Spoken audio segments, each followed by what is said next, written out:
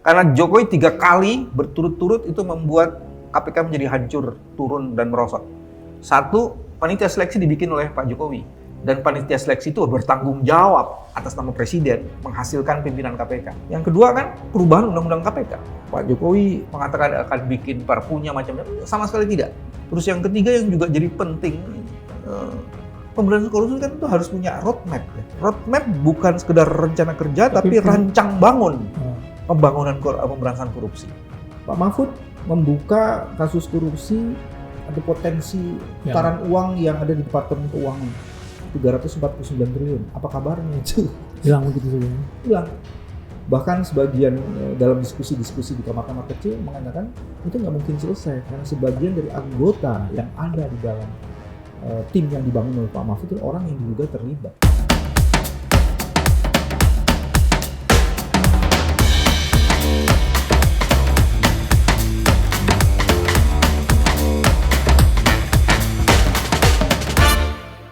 Assalamualaikum warahmatullahi wabarakatuh, Sobat Freedom yang kami hormati.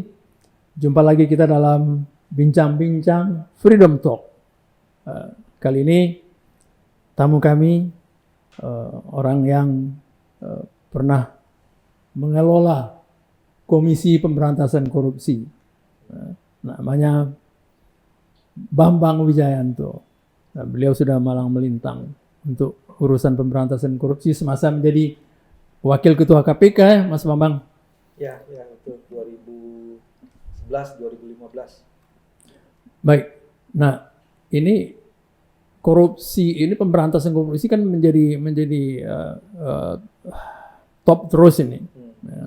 Dan ada yang mengatakan macet lah, ada yang mengatakan tebang pilih dan sebagainya. Mas Bambang sendiri bagaimana tuh secara umum melihat ini pemberantasan korupsi kita ini? Korupsi itu kan singkat dari kurap besi ya. Jadi karat ya, kalau karat ya bersihinnya gimana ya? Lama tuh bersihinnya. Kalau dirujuk di beberapa hasil survei indeks gitu ya dari political race economy itu di basisnya di Hong Kong, itu mereka percaya 80% lebih masyarakat percaya di Indonesia akan jadi korupsi.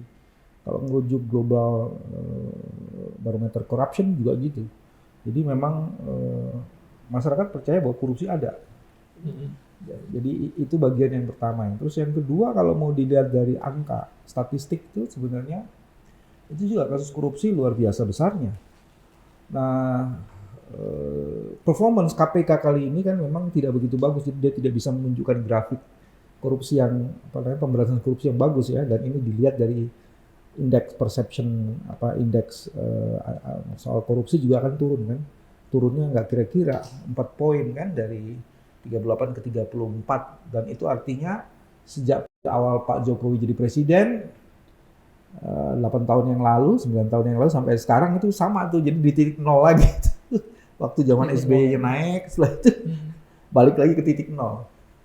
Situasinya kayak gitu. Terus kalau kemudian kita lihat lagi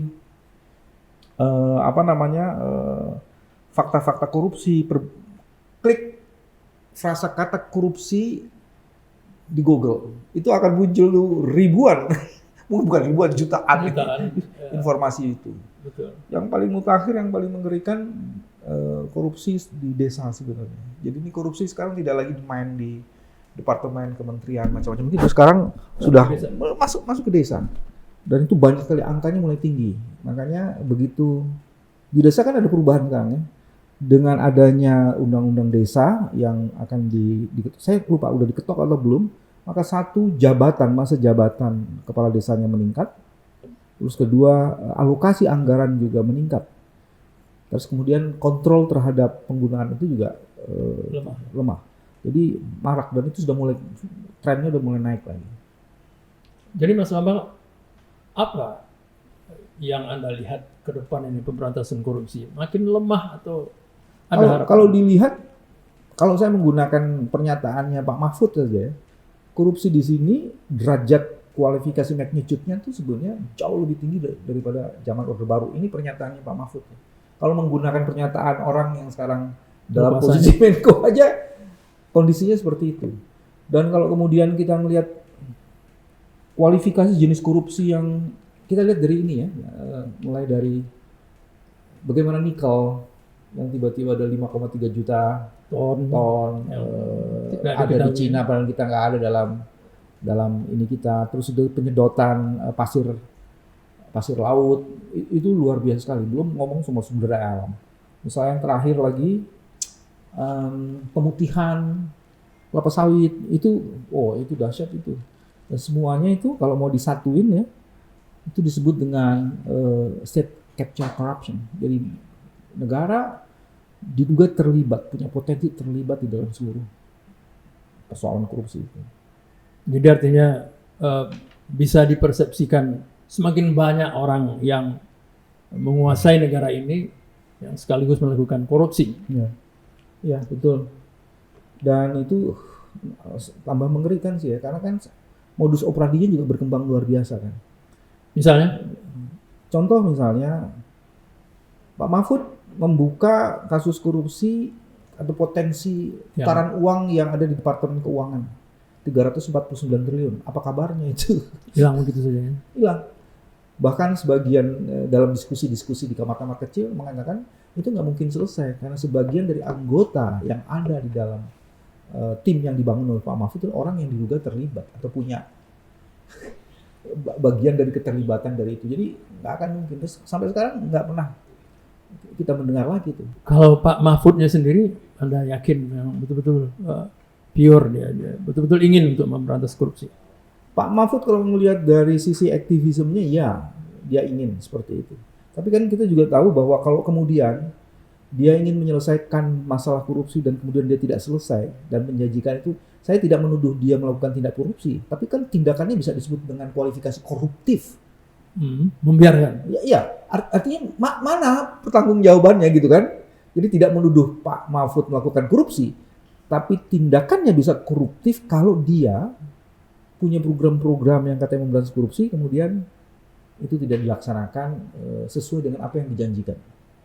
Apa itu memang penglihatan sebagian orang memang bahwa memberantas korupsi itu memang nggak bisa satu orang kayak Mahfud, kayak apapun kuatnya keinginan dia. Setuju. Belum tentu Kalau bisa. melihat anatomi korupsi, pertama korupsi itu dilakukan tidak 1-2 orang. Korupsi disebut sebagai well organized crime. Dalam well organized crime itu pasti bukan satu orang, kedua dia menggunakan modus operandi yang terus berkembang kompleksitasnya. Terus yang ketiga, dia bisa menjadi lintas ya. Bisa lintas kementerian, lintas eksekutif, yudikatif, legislatif, juga bisa lintas negara dengan well organized crime itu. Nah, itu sebabnya benar tidak bisa dilakukan sendirian. Terus yang kedua, kalau melihat sejarah pemberantasan korupsi di Indonesia, hampir bisa dipastikan tidak akan mungkin pemberantasan korupsi bisa dilakukan kalau tidak melibatkan partisipasi publik. Kita punya yang namanya Komisi 4, Operasi Budi, Retooling, Komite Retooling, banyak sekali.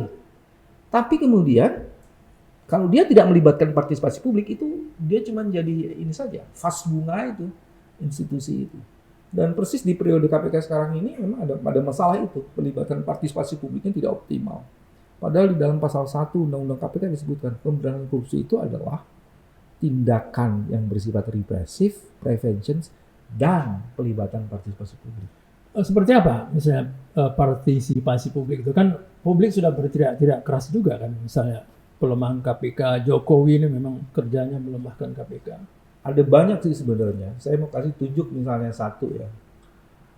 Memberikan akses pada lembaga-lembaga seperti ICW untuk mengetahui. Karena di KPK itu kan salah satu bentuk pertanggungjawabannya adalah melaporkan kepada publik apa yang sudah dilakukan. Nah itu sekarang semakin itu kan semakin tergerus. Semakin tergerus ya. Misalnya contohnya lagi, saya mau kaitkan itu dengan pemberantasan korupsi sumber daya alam.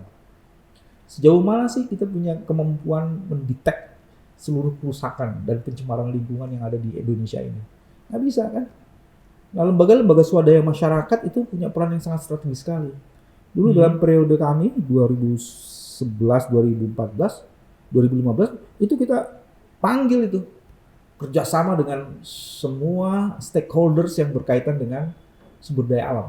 Sekarang nggak ada lagi tuh. Sekarang itu tidak menjadi prioritas penting, tidak dibilang tidak dikerjakan yang nggak benar juga, cuman itu nggak menjadi prioritas penting. Bahkan dulu kita undang pengusahanya, apa sih masalahmu? Jadi kita tahu itu modus operandi itu ada di mana, siapa bekerja untuk apa.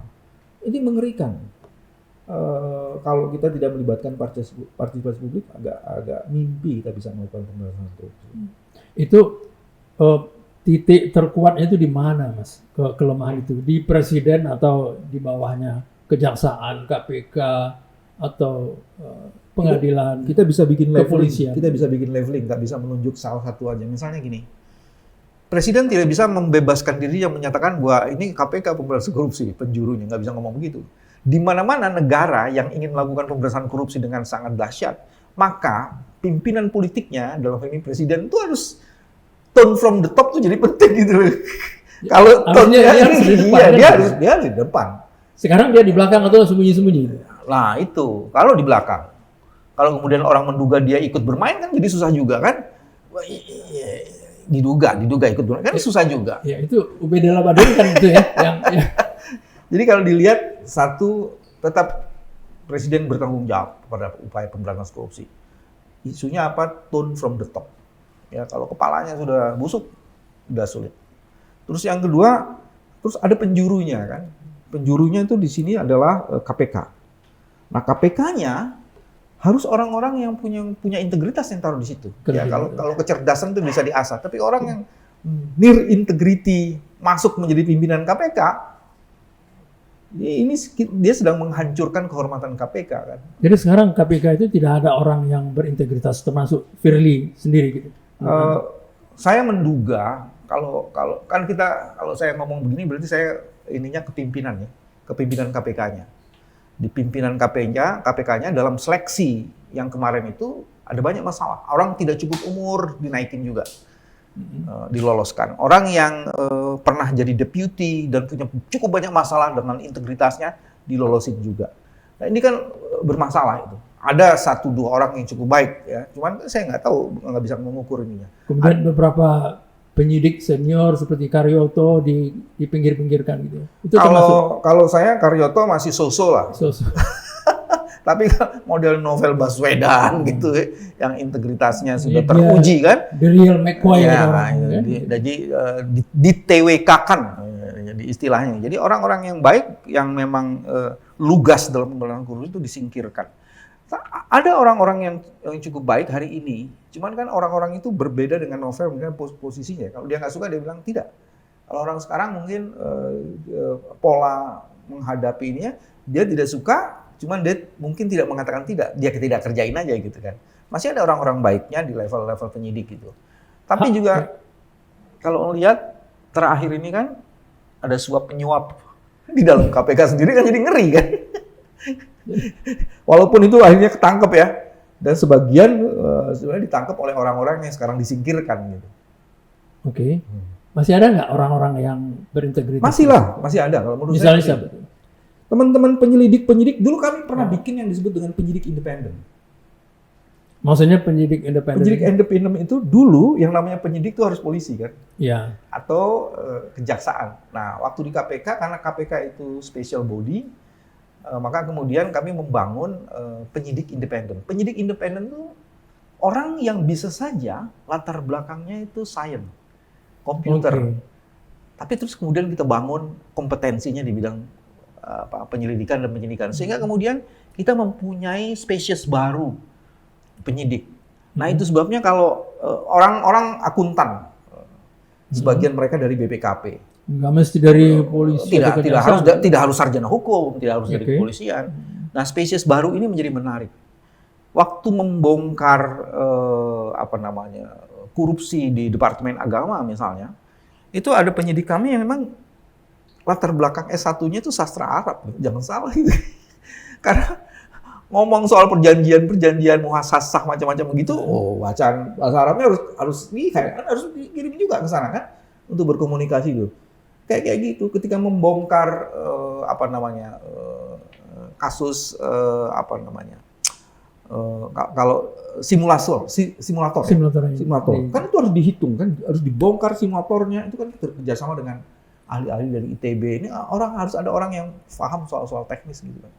Gimana kalau nanti kejahatannya melalui cyber? Kita harus punya cyber forensik. Dan itu di masa Anda dan Pak Abraham Samad itu artinya kita membangun itu, dan sekarang harusnya jauh lebih canggih dong. Karena itu udah 2011 2014. Cuman kan kecanggihan itu juga harus ditopang dengan integritas kan. Canggih kalau nggak punya integriti kan jadi dagang gitu.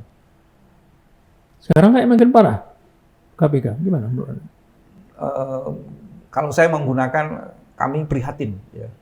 Prihatin. Saya mau mengatakan ada cukup banyak orang-orang baik di sana, cuman orang-orang baik itu kalau tidak dipimpin oleh pemimpin yang baik juga, dia nggak akan banyak bisa berbuat sesuatu. Masih ada orang-orang baiknya di KPK. Masalahnya sekarang pimpinan KPK-nya itu di sebagian besarnya punya masalah dengan soal-soal integritas. Apakah masih ada harapan untuk tetap mempertahankan KPK? Karena banyak suara yang minta supaya udah bubarkan saja, termasuk Bu Mega misalnya, dan orang-orang di luar sana yang merasa ya akhirnya KPK jadi alat politik menurut penilaian orangnya. Seperti kasus Caimin terakhir ini. Kalau optimis secara jenis umum, tidak ada harapan yang tak dijemput oleh optimisme. Masih harus optimis ya.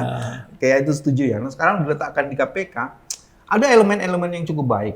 Ya, ada kompetensi yang cukup baik yang dibangun dengan sangat profesional. Tapi karena tidak memiliki pemimpin yang baik, maka kemudian itu jadi masalah. Bagi saya sebenarnya terlalu dini kalau kemudian harus membubarkan. Tapi kita perlu cari orang-orang yang tepat yang memimpin KPK. Kemudian dengan begitu kemudian marwah KPK-nya bisa diangkat lagi gitu ya. Apakah di sisa masa Jokowi ini bisa dicari sulit. Di masa Jokowi sulit. Karena Jokowi 3 kali berturut-turut itu membuat KPK menjadi hancur, turun, dan merosot. 1, panitia seleksi dibikin oleh Pak Jokowi. Dan panitia seleksi itu bertanggung jawab atas nama presiden menghasilkan pimpinan KPK. Itu yang Anda maksud dibuat oleh Jokowi, memang dia atur sendiri itu? Enggak, ada panitia seleksinya. Oke, kan? iya. Maksudnya dia pilih orang-orangnya supaya memilih satu, yang memilih memang presiden melalui kadang-kadang bisa di seknek. Ada desain. Ada yang memilih pokoknya presiden yang punya otoritas itu. Sehingga kemudian panitia seleksi harus bertanggung jawab terhadap outcome dan output dari hasil pilihannya. Yang kedua kan perubahan undang-undang KPK. Nah, itu dahsyat sekali. Nomor 19 tahun 2019 itu juga Pak Jokowi mengatakan akan bikin perpunya macam-macam, sama sekali tidak. Dan itu bermasalah sekali gitu kan, dan menempatkan KPK sebagai ASN dan macam-macam kayak gitu, dan itu beda banget dengan teman-teman yang ada di berbagai tempat lainnya ya. Dan itu menurut saya jadi salah satu titik mundur ya. Terus yang ketiga yang juga jadi penting, pemberantasan korupsi kan itu harus punya roadmap ya.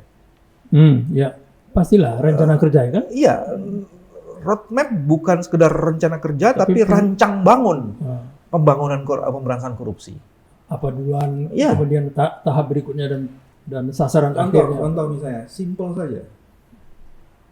Ketika memilih mana yang menjadi prioritas korupsi, itu kan harusnya melalui satu pengkajian yang mendalam.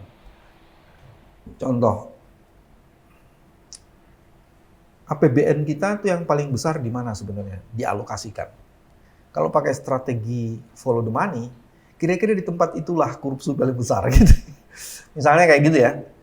Kalau ya di tempat di mana alokasi APBN terbesar. Misalnya pendidikan, pertahanan, terus sudah gitu di infrastruktur, di situ kan, itu yang mesti kemudian jadi bagian penting dari KPK. Harus itu di scrutiny. Ya, misalnya kayak gitu. Terus kedua, kalau kita berpijak pada isu alinea keempat, kita mau meningkatkan kesejahteraan, oke? Kalau itu kan spending itu kan. Nah kalau kesejahteraan tuh artinya apa? Isu di sekitar 10 bahan pokok, misalnya kayak gitu ya. Contoh, kita masuk saja di the best 3-nya. Pertama itu apa? Pertama misalnya beras. Tata kelola beras kita korup nggak? Yang saya tahu korup. Subsidi luar biasa, tapi petaninya tetap miskin. Pasti ada masalah tuh. Yuh, ini mau nggak mau kita bicara Bulog nih kalau gitu. Oh, semuanya. Kalau Bulog kan cuman ini Sebagian doang. gitu. Sebagian dia cuman istilahnya apa ya? Bulog tuh kan sekarang cuman penampung ini aja. Agen-agen. Agen itu. Tapi siapa yang main di subsidi pupuknya? Oke. Siapa yang main di subsidi benihnya? Itu yang lebih itu esensial. yang- Bagaimana dengan importasi? Oh, importasi itu rent seekingnya juga gede itu. Misalnya kayak gitu, minyak goreng misalnya. Jadi kayaknya roadmap-nya itu menurut saya sih belum itu. Terus sumber daya alam. Kita dihabisin soal nikel. Masa depan dunia kan sekarang di nikel karena kita mau merubah kan menjadi green electricity kayak gitu ya. Itu pakai industrinya pakai baterai Green kan, energy ya. green energy. Nah, itu nikel menjadi sesuatu. Tapi sekarang nikel kita dieksploitasi.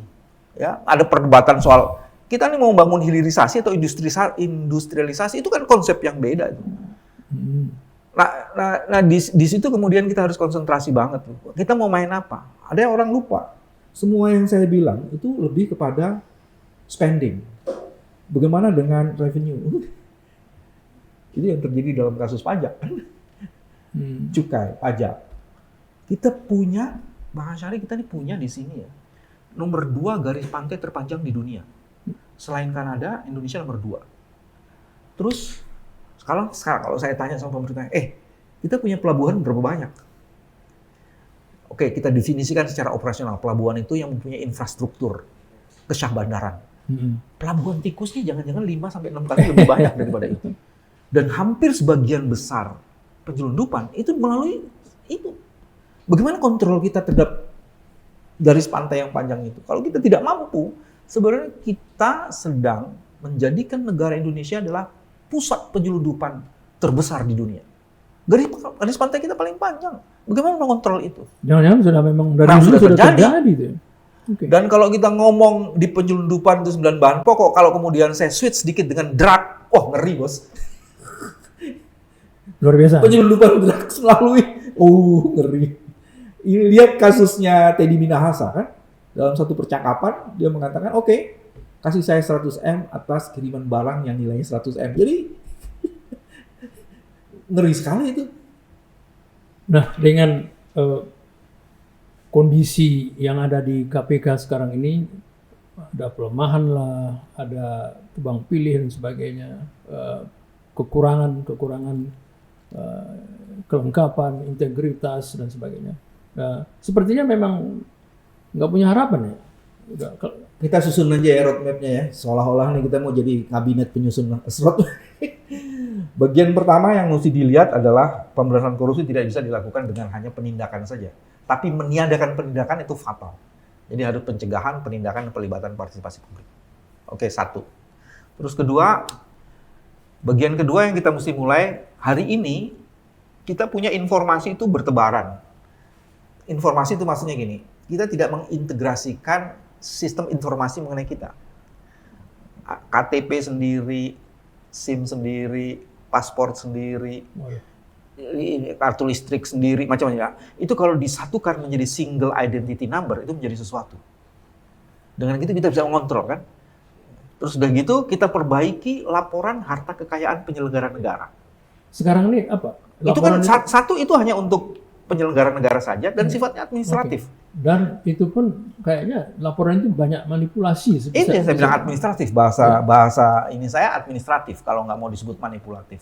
Dalam kasus Alun kita bisa tunjukkan itu apa yang dia tulis dengan apa yang sesungguhnya ada berbeda. Padahal Indonesia sudah menandatangani namanya UNCIC, United Nations Convention Against Corruption 2003. Dalam salah satu klausulnya itu ada yang disebut dengan pasal illicit enrichment. Seseorang yang penghasilannya dan kekayaannya ada gap, harusnya itu bisa dirampas. Tapi undang-undang perampasan negara kita belum punya perampasan aset. Jadi maksud saya yang pertama, coba membangun sistem. Dan itu tidak ada. Enggak, ini kan kita lagi bikin roadmap nih, kita bangun sistemnya.